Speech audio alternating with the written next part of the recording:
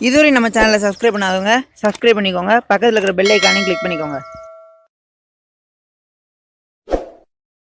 2018 Prashanth Neil இயக்கத்துல யஷ் நடிப்புல வெளிவந்த KGF Chapter 1 அப்படின்ற படம் ரொம்ப பெரிய ஹிட் ஆச்சு.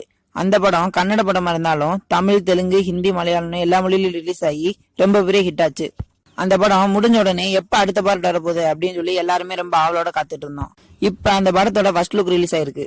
அந்த ஃபர்ஸ்ட் லுக்ல சஞ்சய் டட் ஒரு டேபிள்ல உட்காந்துக்கிட்டு ஒரு கத்தி மேல சாஞ்சிருக்கிற மாதிரி அந்த ஃபர்ஸ்ட் லுக் இருக்கு. அப்படியே அந்த ஃபர்ஸ்ட் லுக்ல கொஞ்சம் சைட்ல சஞ்சய் டட் அஸ் ஆதிரா அப்படின்னு எழுதியிருக்கு.